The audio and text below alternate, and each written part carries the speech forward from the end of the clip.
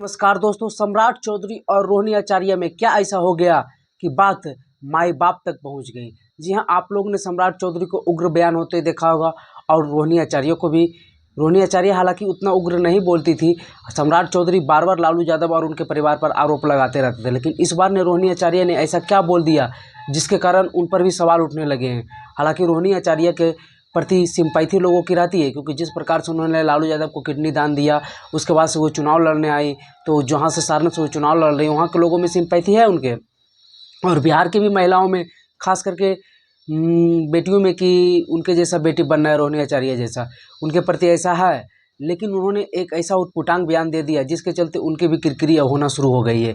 सम्राट चौधरी तो लालू परिवार को लेकर और रोहिणी को लेकर लालू यादव पर यह भी आरोप लगाया था कि लालू यादव किडनी के बदले में रोहिणी को टिकट दिए हैं, तो सम्राट चौधरी की भी किरकिरी हुई थी। लेकिन इस बार रोहिणी आचार्य ने ऐसा बोल दिया सम्राट चौधरी के बारे में कि लोग अब रोहिणी आचार्य को भी अड़े हाथे ले लिए हैं।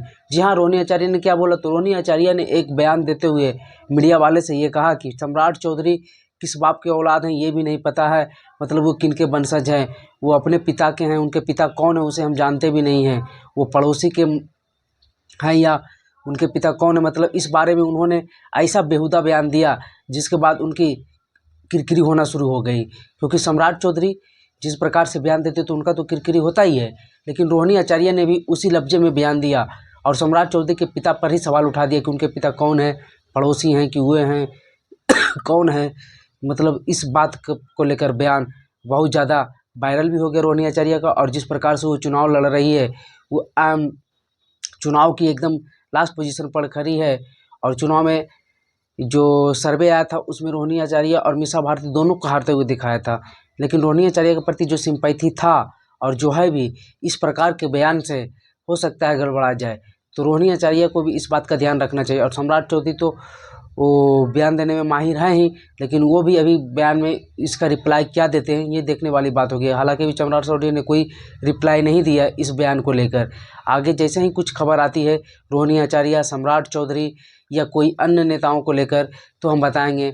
और रोहिणी आचार्य ने जिस प्रकार से एकदम तब्द तेवर में सम्राट चौधरी को बयान दिया है, तो रोहिणी आचार्य को सीखना चाहिए अपने भाई तेजस्वी यादव से। तेजस्वी यादव ने पर नीतीश कुमार कितना हमला करते हैं। नीतीश कुमार तो ये भी बोल दिए थे एक बयान में कि लालू के कितने बाल बच्चे हैं, मतलब बाल बच्चे ही पैदा करते रहते हैं। तो इसके जवाब में तेजस्वी यादव ने कुछ नहीं बोला था। उन्होंने एक लिस्ट दिया था कि देखिए इन नेताओं के या इन बड़े हस्तियों के इतने इतने बेटे हैं। और इसके बाद उन्होंने नीतीश कुमार पर कोई एकदम सीधे हमला नहीं किया था। और वो कहते भी कि मेरे चचा हैं, मेरे सम्मानीय हैं। तो इस बात से तेजस्वी यादव की इमेज में एक बहुत बड़ी अच्छी बिहार में फैल रही है। और जो रिप्लाई नहीं देते हैं वो नीतीश कुमार को हमेशा अपने से बड़ा मानते हैं। तो इस सब बातों से रोहिणी आचार्य को सीखना चाहिए। लेकिन रोहिणी आचार्य ने भी जिस प्रकार का बयान दिया, उसके बाद क्या रिएक्शन आता है सम्राट चौधरी को भी देखने वाली बात होगी। चलिए, ऐसे ही इंफॉर्मेटिव वीडियो देखने के लिए हमारे चैनल पर